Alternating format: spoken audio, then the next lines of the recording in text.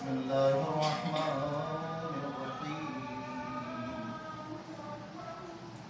الحمد لله الذي كان موجودا قبل حدوث الأشياء ويبقى بعد فناء الأشياء تفرد بالأولية والقدم ووصنا كل شيء ما عدا بالمنع والعدم كما قال عز شانه كل شيء هالك إلا وجه الله كل نفس ذائقة الموت وقال كل من عليها فان ويبقى وجه ربك ذو الجلال والإكرام سبحان من لا يخفى إليه اختلاف النيات ولا يعبد عنه معاصي العباد في الخلوات سبحان الله الذي منه خلقة العباد وإليه المعاد ومن يعمل مثقال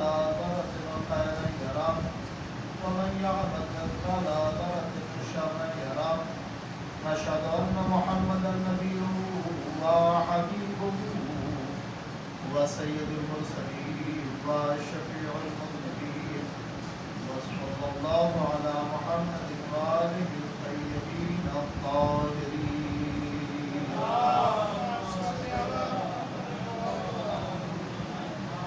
محترم مومنین کرام، سب سے پہلے تو میں آپ سبھی حضرات کو ملت باسعادت اور مبارکباد پیش کرتا ہوں، اور یہ مبارکباد مصمم کے بذریعے صلوات محمد زمانہ علیہ السلام کی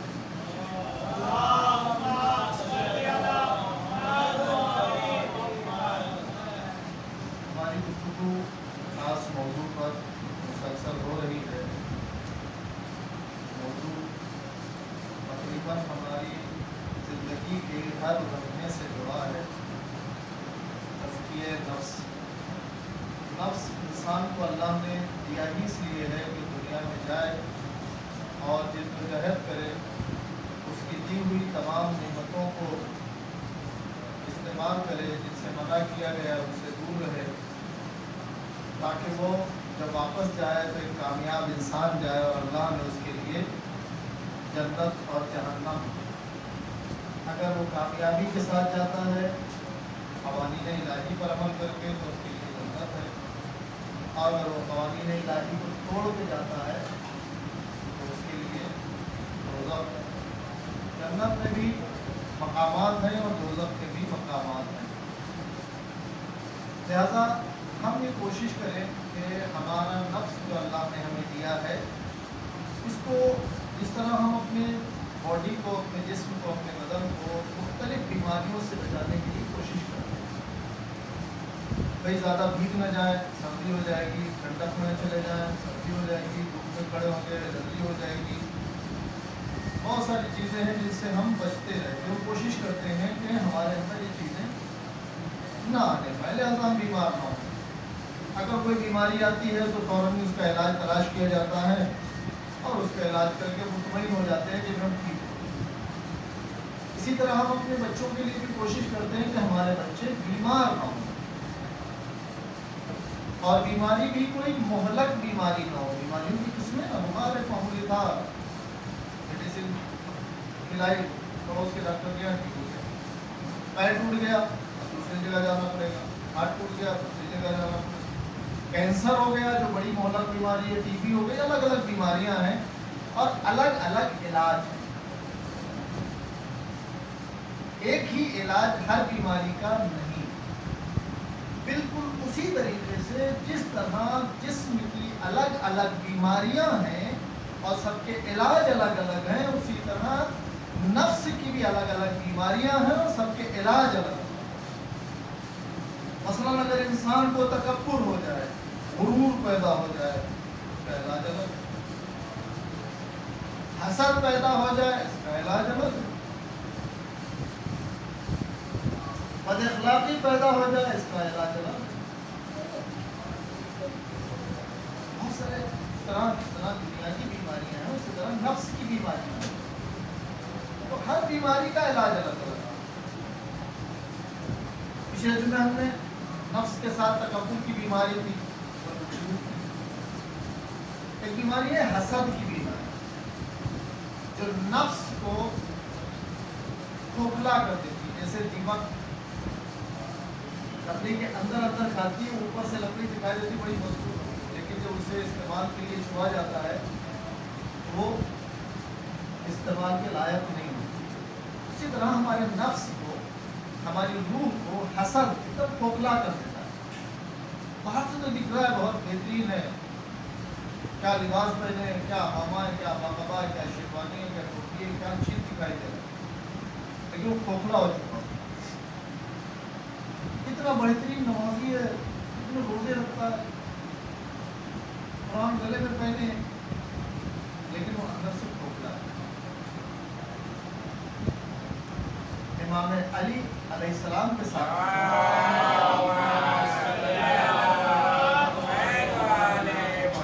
اس وقت ہزاروں لاکھوں کی تعداد میں لوگ تھے جو ان کو جانتے تھے,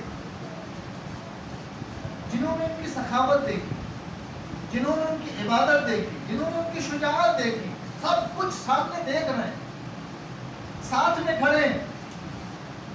لیکن حسد کی بیماری جب پیدا ہوئی تو نہ امام علی علیہ السلام کی ان کو شجاعت دکھائی دی, نہ سخاوت دکھائی دی, نہ سجدے دکھائی دیے, نہ رکوع دکھائی دی, نہ وہ تیر دکھائی دیا جو حالت رکوع میں نکالا گیا, نہ وہ انگوٹھی دکھائی دی, نہ رشتہ پیغمبر دکھائی دیا, کچھ نظر نہیں آیا. کیوں؟ اس کے نفس کھوکھلا ہو گیا تھا حسد کی بیماری. کہ ہم بھی تو پیغمبر کے ساتھ تھے, ہمارا بھی یہ مقام ہونا چاہیے. امام جعفر صادق علیہ السلام فرماتے ہیں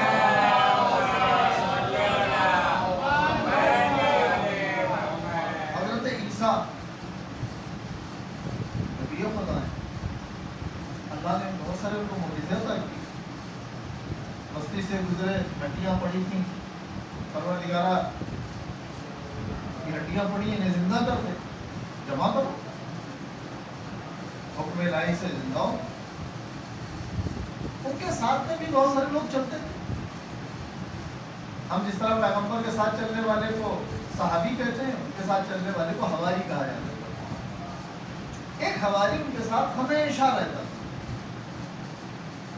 نبی خدا اس بستی سے اس بستی میں دین الہی کی تبلیغ کے لیے ایک جگہ جانا تھا جہاں بیچ میں دریا تھا, ادھر پانی ہے ادھر بستی ہے, جانا اس بستی کی طرف, دریا سے گزر کے جانا, کشتی نہیں. نبی خدا ہیں, ہم نے بسم اللہ کہا, اللہ کا نام لیا اور پانی پہ چل گئے. حواری نے بھی دیکھا جب نبی چل رہے ہیں تو اس نے بھی بسم اللہ کہا اور پھر پانی پہ چلنے لگا. جناب عیسیٰ کے قریب پہنچ گیا. جب قریب پہنچ گیا اس کے دل میں خیال پیدا ہوا, ایک حسد پیدا ہوا.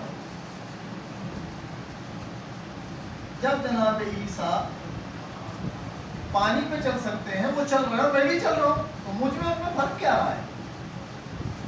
بس یہ خیال پیدا ہونا تھا کہ وہ پانی کے اندر, اس نے مدد مانگی, اس سے حسد کیا. نبی خدا مجھے بچائیے.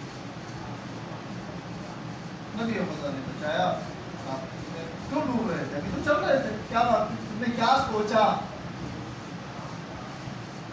کہ ہمیشہ اس بات پر ہم لوگ گفتگو کرتے رہتے ہیں, یہ بات آتی ہے, ہم سوچ کیا رہے ہیں اور کر کیا رہے ہیں. اور جو سوچ رہا ہے اللہ وہ بھی جانتا ہے, پھر اس کا اجر اس کی سوچ کے اعتبار سے اسے عطا کیا. پانی پہ تو چل رہا تھا لیکن اس کی سوچ الگ تھی, اس لیے وہ غرق ہو گیا. ہم بھی اگر اسی طرح کی سوچ کو اگر نہیں بدلیں گے, اپنی فکر کو نہیں بدلیں گے, مثال کے طور پر نماز پڑھ رہے ہیں, حدیث موجود ہے کہ آپ دکھاوے کی عبادت نہ کریں, ریاکاری ہو جائے گی. دکھاوے کی عبادت اللہ کو قبول نہیں ہے. لیکن حکم کیا ہے؟ نماز مسجد میں پڑھیں. دکھاوے کی عبادت نہیں کرنا ہے, لیکن نماز کے لیے مسجد میں آنا ہے, جمعہ کے لیے مسجد میں آنا ہے. کیوں؟ کہ کل جب ہم اس دنیا سے جائیں گے اور ہمارا جنازہ رکھا ہوگا، لوگ کھڑے ہوں گے، وہ یہ کہیں گے اللہم انا لا نعلم منہ الا خیرا، خدایا میں اس کے خیر کے علاوہ نہیں جانتا۔ وہ خیر کہاں پتہ چلے گا؟ ہم نے صف میں دیکھا، ہم نے مجلس میں دیکھا، ہم نے جمعہ میں دیکھا، ہم نے جمعہ میں دیکھا تبھی تو اسے خیر، ہم نے اسے لین دین کیا تبھی تو خیر پتہ چلا۔ لیکن اگر ہم یہ سوچ کے جائیں مسجد میں جاؤں لوگ مجھے نمازی کہیں، نماز مسجد میں پڑھنا ہے، عبادت دکھاوے کے نہیں کرنا ہے۔ ہمارے اور خدا کے درمیان جو چیز ہوتی ہے وہ بالکل چاہتا۔ تو شخص جب ٹوٹنے لگا نبی خدا نے پوچھا تم نے کیا سوچا؟ میں نبی خدا میں نے سوچا تھا کہ جب عیسیٰ پانی پہ چل رہے ہیں اور میں بھی پانی پہ چل رہا ہوں، مجھ اور عیسیٰ میں فرق کیا ہے؟ یہ تو عیسیٰ کے برابر ہے۔ یہی حسد پیدا ہوا پیغمبر کی امت میں، اور اسی حسد کی بنیاد تھی کہ امام علی علیہ السلام جیسا شجاع، سخی، عالم، عالم، علم الہی رکھنے والا، حسد کی بنیاد پر لوگ ساتھ کھڑے نہیں ہوئے۔ میں حاکم بنوں، تنہا 22 سال تنہا ہے، جس دروازے پر بھیڑ لگتی تھی، صحابی جمع ہوتے تھے، وہاں آپ اور لمبیاں جمع ہوتے تھے۔ لہذا ہمیں اپنی جسم کے ساتھ ساتھ اپنی روح کی بیماری کی بھی حفاظت کرنا ہے، اگر ہو گئی تو اس کا علاج کرنا ہے۔ اگر تکبر پیدا ہو گیا، غرور پیدا ہو گیا، اس غرور کو کیسے مٹائیں گے؟ اس کا علاج الگ ہے۔ آپ ان لوگوں کے ساتھ بیٹھیں جو نادار ہیں، غریب ہیں، ان کو عنایت کریں جو ضرورت مند ہیں۔ صوفے کرسی پر بیٹھتے نا، اونچے گدے پر، زمین میں بیٹھے، اس نفس کو میں ذلیل کروں گا، اس نے مجھے ذلیل کیا۔ خدا کے سامنے عاجز ہو کے کھڑے، عاجز مطلب جیسے قیدی لایا جاتا ہے، اسے نہیں پتا ہوتا ہے کہ اس وقت میری جان جائے گی کہ جان بچے گی۔ اکثر دعائے کوہل کا تذکرہ کرتا ہوں تاکہ دعائے کوہل پڑھیں، اس کا ترجمہ پڑھیں، یا شب جمعہ یہاں آ جایا کریں، بچے دعائے کوہل بھی پڑھتے ہیں، اس کا ترجمہ بھی پڑھتے ہیں۔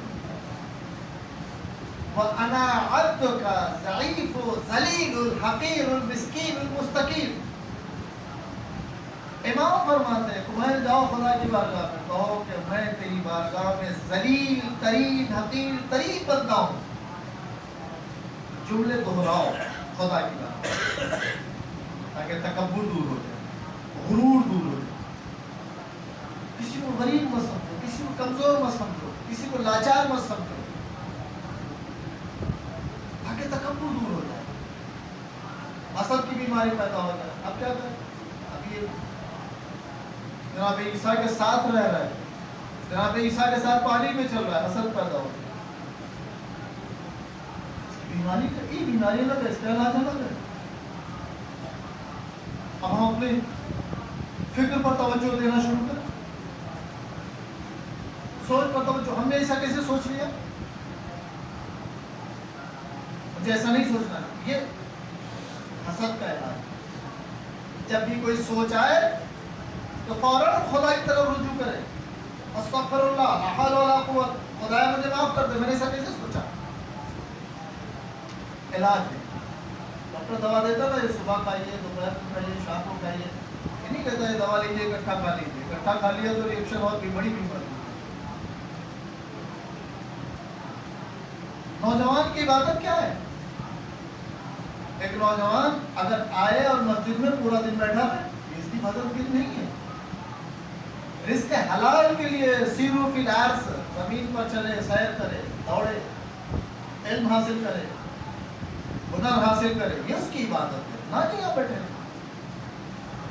خاتون کی عبادت کیا ہے؟ وہ اپنے گھر کو جنت بنانے کی کوشش کرے۔ ایک طالب علم کی عبادت کیا ہے؟ وہ علم دین لوگوں تک پھیلائے. ایک سائنسداں کی عبادت کیا ہے؟ وہ لوگوں تک سائنس پہنچائے. ایک ہنرمند کی عبادت کیا ہے؟ وہ لوگوں تک ہنر پہنچائے. اس کا پیٹ بھی بھرے گا. حسد کی بیماری کے لیے امام فرماتے ہیں محمد جعفر صادق علیہ السلام،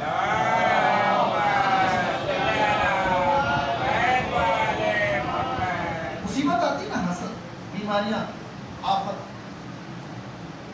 طوفان. دین کا طوفان کیا ہے؟ ہمارے دین پر طوفان کیسے آ سکتا ہے؟ غرور اور تکبر ہمارے دین کا طوفان ہے. طوفان آتا تو کیا ہوتا ہے؟ 26 جولائی آپ کو یاد ہوگی، طوفان آیا، گھر کے گھر بہ گئے، کارخانے کے کارخانے بہ گئے، لوگوں کا مال ڈوب گیا. طوفان تھا. اسی طرح دین پر، تمہارے دین پر طوفان، غرور اور تکبر، فخر کرنا، انا. اور آگے امام جعفر صادق علیہ السلام فرماتے ہیں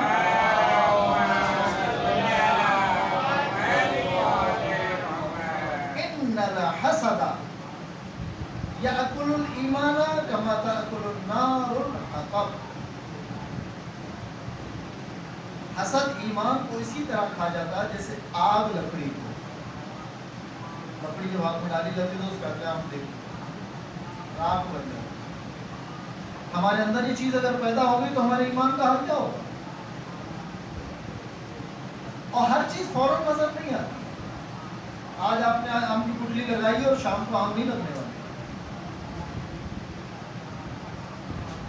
پیڑ ہوگا، ایک پھل ہوگا، کیا کہ اس سے کئی سال لگے. اسی طرح ہمارے اندر جو نقصانات نظر آتے فوراً نظر نہیں آئے کہ آج ہم نے کام کیا شام کو. جیسے بغیر وضو کے نماز نہیں ہو سکتی، بغیر تیمم وضو غسل کے نماز نہیں ہوتی. نوجوان نے کہا کہ بھائی ٹرائی کر کے دیکھتے ہوتی کہ نہیں ہوتی. آیا، وضو نہیں کیا، نماز میں کھڑا ہوا، نماز پڑھی اور لوگوں سے کہنے لگا، لوگ کہہ رہے ہیں کہ مطلب بغیر وضو کے نماز نہیں ہوتی. میں نے وضو کیے نہیں تو نماز تو پڑھ لی. وہ ایسا سمجھ رہا ہے کہ وہ نماز لے کے اب کہیں پہنچیں گے تو کہا جائے گا کہ ہاں ہم پہنچ گئے. کوئی نہیں سمجھ رہا ہے کہ ہمارا خدا کا تعلق نہیں ہوا، کانٹیکٹ نہیں ہوا، ہمارے خدا کی بات چیت ہی نہیں ہوئی. خدا نے ہماری طرف دیکھا ہی نہیں ہے. ہم اس کنڈیشن سے کھڑے نہیں ہوئے جو کنڈیشن میں خدا نے ہمارے لیے اپلائی کیا ہے. یہ کنڈیشن میں آؤ گے تو ہم ملیں گے، اس کنڈیشن میں نہیں آؤ گے تو ہم نہیں ملیں گے. لہٰذا ہم اپنے نفس کی حفاظت کریں. بارش میں چھاتا لے کے چلتے ہیں، بدن میں گیلا ہو، سر میں گیلا ہو، رین کوٹ پہن کے چلتے ہیں، چھت ٹھیک کرا لیتے ہیں، دیواریں ٹھیک کرا لیتے ہیں، پلاسٹک لگوا لیتے ہیں. کیوں؟ یہ چیز آئے گی تو نقصان ہوگا. تو پھر ہم اپنے نفس کی بھی حفاظت کریں. چھاتا لے کے چلیں، رین کوٹ پہنے. کس چیز کا چھاتا لے کے چلے؟ اپنی سخاوت کا چھاتا، اپنی نمازوں کا رین کوٹ پہنے، اپنے روزے کا لباس پہنے. اپنی پہچان سخاوت سے کرے، اپنی پہچان اخلاق سے کرے. جب بھی یہ نفس سر اٹھائے اس کو فوراً کچل دینا چاہیے. قتل الموذی قبل الایذاء، موذی کو قتل کر دو ایذا دینے سے پہلے. یہ نفس ہمارے لیے جتنا ہی مفید ہے اتنا ہی نقصان دہ بھی ہے. اللہ نے حضرت آدم علیہ السلام کو 2 بیٹے عطا کیے. زمین کے پہلے انسان، پہلی مخلوق انسانوں کی. ایک بھائی نے حسد کیا، دوسرے بھائی کو ہی قتل کر دیا. جناب یوسف کس چیز کا حسد تھا؟ بابا جان ان کو زیادہ کیوں چاہتے ہیں، ہم کو کیوں نہیں چاہتے؟ بھائی کو لے جا کے کنویں میں ڈال دیا اور سوچا کہ ہم توبہ کر لیں. توفیق تو توبہ ہی نہیں، توبہ بھی نہیں کر سکتے. اب یہ ایام ماہ رجب جس میں ہم لوگ چل رہے ہیں، اس کے بعد شعبان، ماہ رمضان، ولادتیں، محفلیں، مسلسل نظر نیاز، مسلسل ہے سب کے آنا جانا. آخر ہم محفلیں کر کیوں رہے ہیں؟ ابھی نظر میں دوسرے گھر جا کیوں ہیں؟ تاکہ ہمارے تعلقات اسلامی اللہ کے نام پر، امام کے نام پر، امام کی نظر کے نام پر ہمارے دل سے حسد دور ہو جائے. ہم جس دسترخوان پہ بیٹھ کے وہ میٹھا کھا رہے ہیں اس کے لیے ہمارا دل بھی میٹھا ہو جائے. دل تو زہر ہے. ہم مٹھائی کھا رہے ہیں، اس کی پولیاں کھا رہے ہیں، اس کی برفی کھا رہے ہیں، اس کو لڈو کھا رہے ہیں. اس نفس کو اتنا ہی میٹھا بنائیں جتنا میٹھا دسترخوان بنا، بلکہ اس سے زیادہ میٹھا بنائیں. اور یہ دنیا میں غلطیاں کون نہیں کرتا ہے؟ انبیاء کے علاوہ غلطیاں کی ہیں، اماموں کے علاوہ غلطیاں کی، اس کے لیے توبہ کا دروازہ ہے. خدایا میں نے اسے معاف کر دیا، تو بھی معاف کر دے. محفل امام علی علیہ السلام کی محفل، چاہنے والے سب اسی محفل اور سب ایک دوسرے کے محب نہیں ہیں. جبکہ قرآن کیا کہہ رہا ہے؟ مومن کی علامت کیا کہہ رہا ہے؟ محبت کرنے والی کی علامت کیا ہے؟ کفار کے لیے سخت ہے اور مومن کے لیے رحم دل ہے. اور کیا ایک دوسرے کے رحم دل ہے؟ یہ ہمارا نفس ہمیں باغی کرا. اس نفس نے ہمیں باغی کیا ایک دوسرے کے، اس نفس نے ہمیں ایک دوسرے کے خلاف کھڑا کیا. لہذا ہم جب امام کی محفل میں بیٹھے ہیں ان لوگوں کو معاف کر دیں جنہوں نے ہمارے ساتھ کچھ کیا. دعا کریں. نماز شب کے لیے کھڑے ہوتے ہیں ان لوگوں کے لیے بھی دعا کریں جن سے ناراض ہیں، ان کے لیے پہلے دعا کریں. نہ کہ ہم وہاں پر بھی اپنی ناراضگی کا اظہار کریں.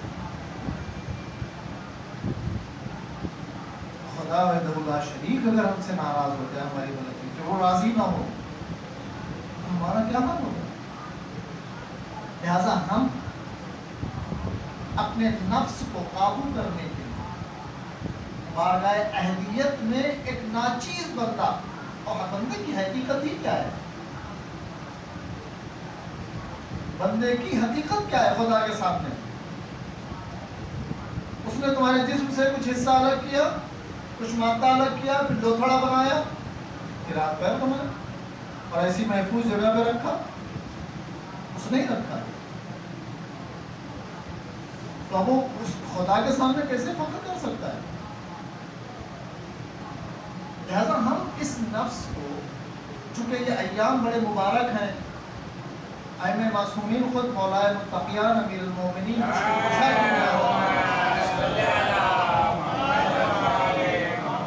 ہم اپنے نفس کو اپنے امام کے حوالے کریں اور اس نفس کو بے قابو ہونے سے بچا لیں اور سب کے لیے دعا کریں. جس دسترخوان پر آپ جائیں اس دسترخوان والے کے لیے اپنا دل میٹھا کر لیں، اس کو معاف کر دیں تاکہ خدا بھی ہمارے آپس میں جو بھی غلطیاں ہیں وہ معاف کر دے گا تو محبت پیدا ہوگی. یہی سماج ہے، یہی سوسائٹی ہے، یہی خدا تک جانا اور یہی خدا کو پسند ہے. بسم اللہ الرحمن الرحیم. قل هو الله احد الله الصمد لم یلد ولم یولد ولم یکن له کفوا احد.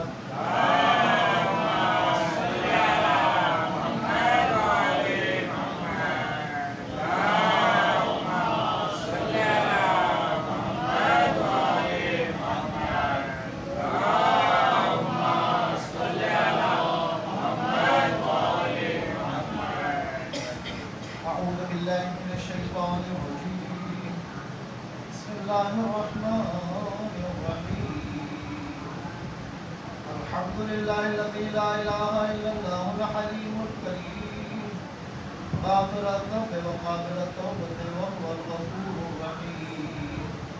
أشهد أن محمدا نبيه وحبيبه وسيد المرسلين وشفيع المذنبين. وصلى الله على محمد وآله الطيبين الطاهرين.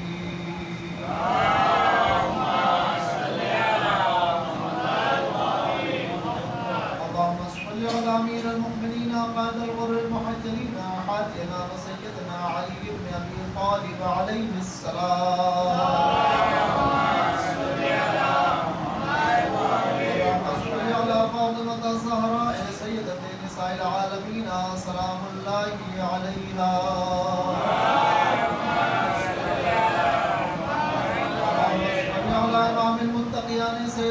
بأهل الجنة حسن والحسين عليهم السلام.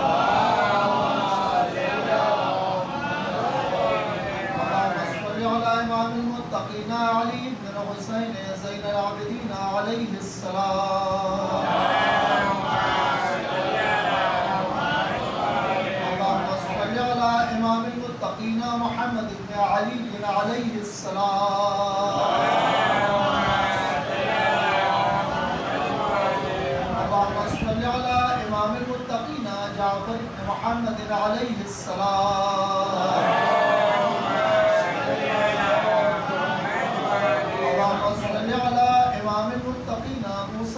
جعفر عليه السلام. صل على إمام المتقين علي بن موسى القاظم عليه السلام. اللهم صل على إمام المتقين محمد بن علي عليه السلام.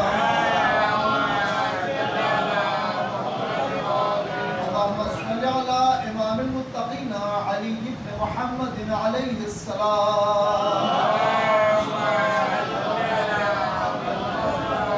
اللهم صل على إمام المتقين حسن بن علي عليه السلام.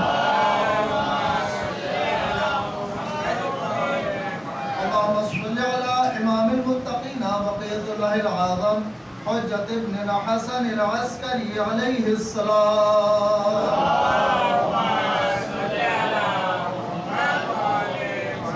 عليه وعلى آبائه في هذه الساعة وفي كل ساعة وليا وحافظا وقائدا وناصرا ودليلا وعينا حتى تسكنهم أرضك طوعا وتمتعهم فيها طويلا.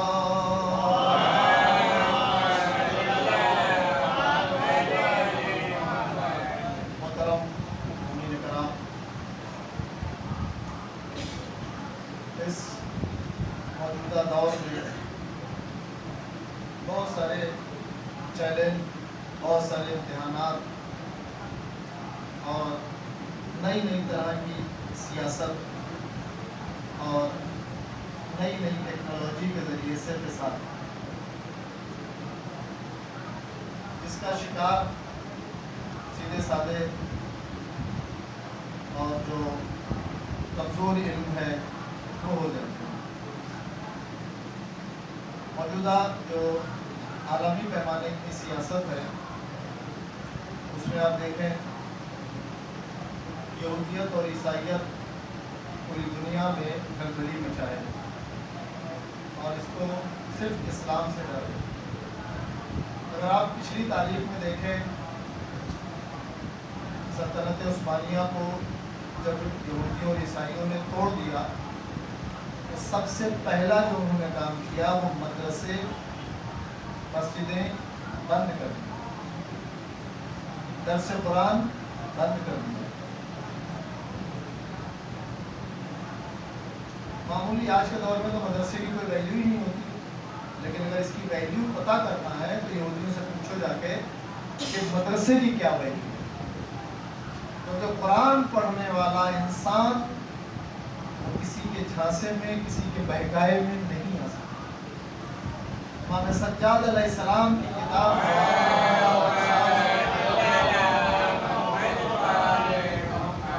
جو لطف الہی خدا کے قریب کرنے کے لیے ہے کہ وہ بہکایا نہیں جا سکتا، لہٰذا پہلے یہ بندہ پلٹ کے وہی سیاست مسلمانوں کے خلاف اگر کوئی کام ہو رہا ہے تو کہیں اذان بند کرائی جا رہی ہے، کہیں مدرسے بند کرائے جا رہے ہیں، کہیں مسجدیں بند کرائی جا رہی ہیں۔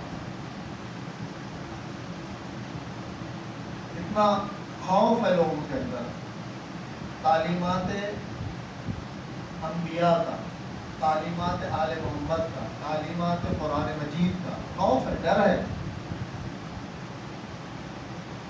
وجہ یہ ہے کہ اسلام کے علاوہ جو بھی مذاہب موجود ہیں سب کے پاس اپنی خود کی کوئی پختہ دلیل نہیں ہے۔ اس لیے خوف کہ کہیں ایسا نہ ہو ہماری سیاست، حکومت، لوگ مسلمان ہو جائیں، متقی ہو جائیں. دیکھیے ابھی پھر قرآن مجید پر حملے شروع ہوئے. نئی بات نہیں ہے. آل محمد پر تو حملہ فوراً شروع ہو گیا پیغمبر کی آنکھ بند ہوتی. قرآن پر بھی حملہ ہوا سمجھیے. در فاطمہ جو جلا وہ سیاسی معاملات تھے. لہذا ہمیں اس سیاست سے منہ نہیں موڑنا ہے. ہم منہ موڑ بھی نہیں سکتے. بیدار رہنا ہے، بیزار نہیں ہونا ہے. آپ بیزار ہو کے کنارے ہو جائیں گے، شکار بنا لیے جائیں گے.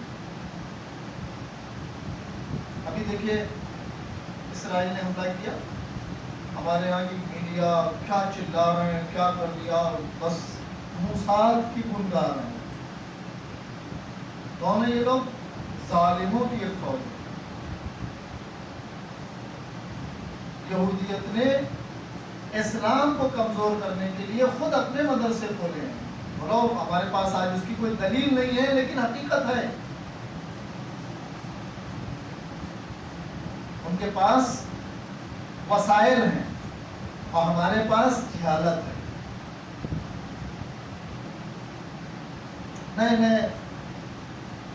نئی نمازیں، نئے فتوے، نئے مسائل ہمارے درمیان میں لے کے آ جائیں. اب آپ نماز کی مخالفت کیسے کر سکتے ہیں؟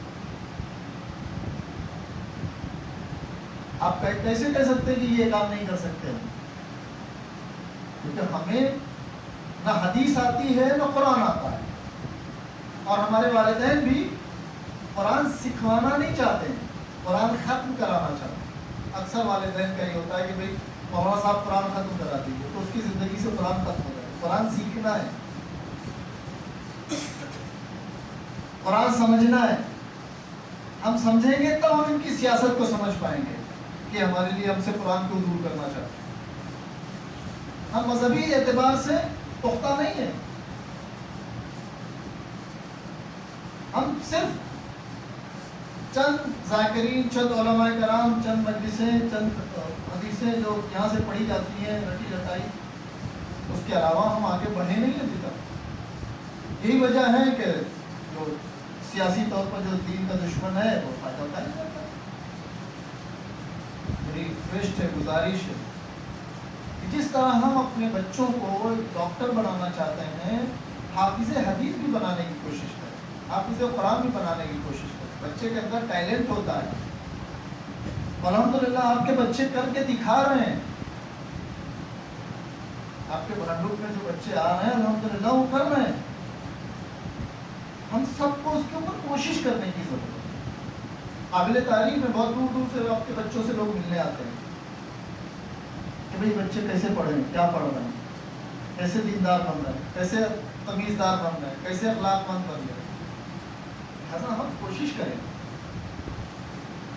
سیاست سمجھنے کی، اور دین اور سیاست آپ الگ نہیں کر سکتے. ہاں یہ جو موجودہ سیاست ہے یہ دین کی نہیں ہے، کیونکہ سیاست کا مطلب یہ ہوتا ہے کہ انسان انسانیت کی حفاظت کرے، آبرو کی حفاظت کرے، سماج کی حفاظت کرے، معاشرے کی، سوسائٹی کی حفاظت کرے. لیکن آپ کی سیاست نہیں ہے مال کمائے، دولت کمائے، کرسی حاصل کرے، بھلے لوگوں کی جانیں چلی جائیں. یہ سیاست ہمارے ملک میں بھی یہی ہو رہا ہے. اذان پر پابندی، اذان سے تکلیف.